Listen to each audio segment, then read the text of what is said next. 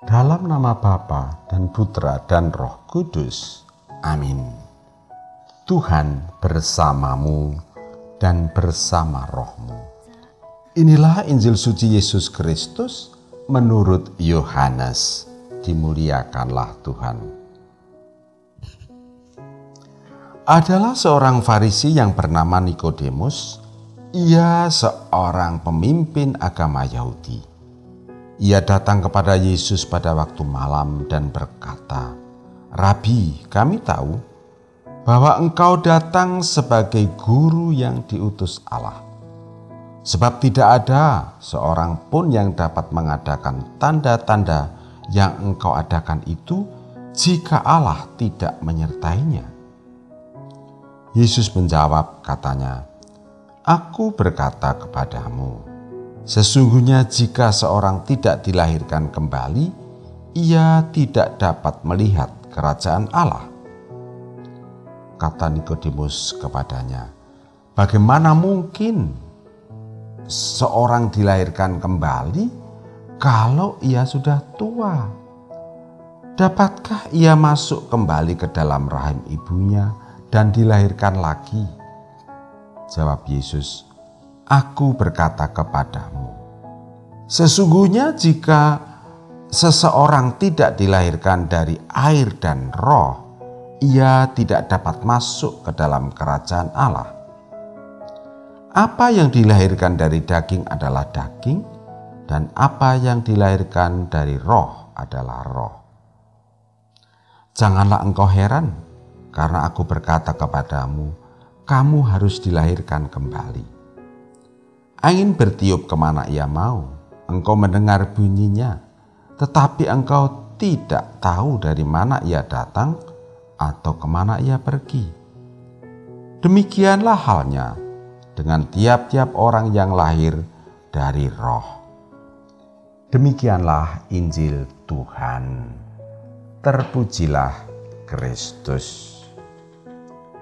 Saudari-saudara umat Paroki Santa Maria Fatima Banyumanik yang dikasihi Tuhan dan yang saya gemateni, pada kesempatan ini saya ingin mengajak Anda merenungkan tema Katolik ecek-ecek, no way.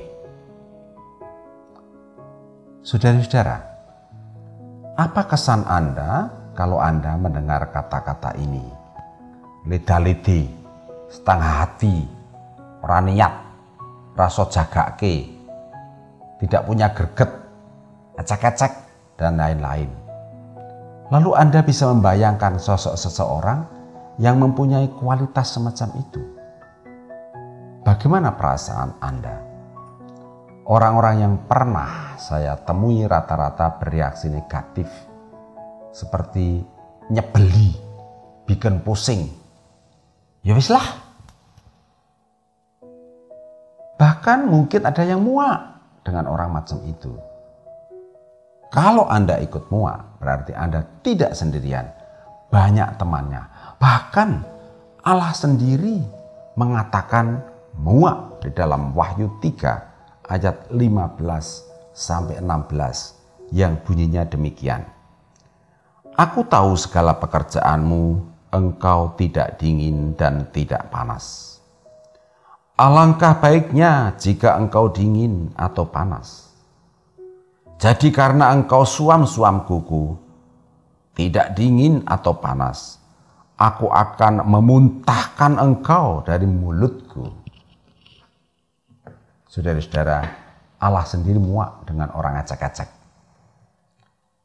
Nikodemus pasti bukan termasuk orang yang berkualitas njelei dalam arti menjengkelkan itu.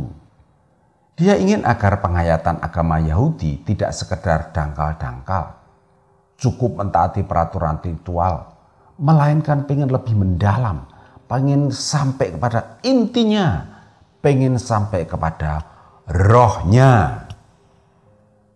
Sejenak saya terangkan bagian dangkal dan dalam ini dengan contoh pemakaian helm ketika mengendarai sepeda motor. Pemahaman dangkal demikian. Kalau pakai motor jangan lupa pakai helm loh. ntar kamu ditilang polisi. Ini pemahaman dangkal. Sedangkan pemahaman mendalam bisa didengar melalui ungkapan ini. Biar gak ada polisi, aku tetap pakai helm. Sayangi otak ini dong. Sambil menunjuk jidat. Usaha Nikodemus ini kira-kira dipengaruhi oleh karakternya yang tidak mau sekedar menjadi orang legaliti, setengah-setengah suam-suam kuku, pribadi KW 2 dan 3. Acak-acak. Dia ingin menjadi pribadi yang bermutu, berkelas. Maka dia datang kepada orang yang tepat, yaitu Yesus yang kualitasnya tidak diragukan. Nasihat Yesus itu sederhana saja, yaitu lahir kembali di dalam roh. Penghayatan hidup beragama itu dimulai bukan dari aturan dan ritual, melainkan dari roh. Artinya, orang diajak untuk menggunakan pikiran dan rasa untuk menemukan maksud, tujuan, semangat di balik macam-macam aturan dan ritual keagamaan itu.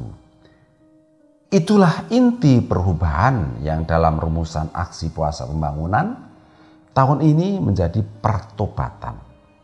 Roh itulah yang menuntun orang terlibat dan akhirnya membuahkan berkat. Pertobatan, keterlibatan, dan buah berkat tidak bisa dipaksakan, melainkan melalui kesadaran dan ketulusan pribadi. Saudari-saudara, pada masa pandemi COVID-19 ini, ritual keagamaan seperti misa, doa bareng, dan kegiatan keagamaan lainnya yang bareng-bareng ditiadakan. Inilah kesempatan yang bagus bagi kita untuk menemui Yesus secara pribadi, guna menemukan roh dari semua acara keagamaan itu. Doa-doa pribadi mestinya menjadi lebih kencang. Yang saya maksudkan lebih kencang adalah menyediakan lebih banyak waktu. Teman-teman kita yang beragama Islam itu sehari 2 jam untuk sembahyang. Lebih banyak melibatkan pikiran, mencari informasi, buka internet mengenai hidup kekatolikan. Dan juga jangan lupa melibatkan rasa. Saudara-saudara, hukum utama itu kasih. Kasih itu rasa perasaan. Berdoalah dengan penuh perasaan. Rasakan kehadiran Yesus yang bangkit, menyertai, mengelus, merangkul, memeluk, dan mengatakan kepada Anda, "Aku menyayangi kamu." Hidup iman yang berkualitas ini pelan-pelan akan menuntun hidup Anda kepada kualitas hidup yang lainnya. Datanglah kepada Yesus. Dia menunggumu. Jangan puas jadi pribadi acak-acak. Jangan puas jadi Katolik KW 2. Amin.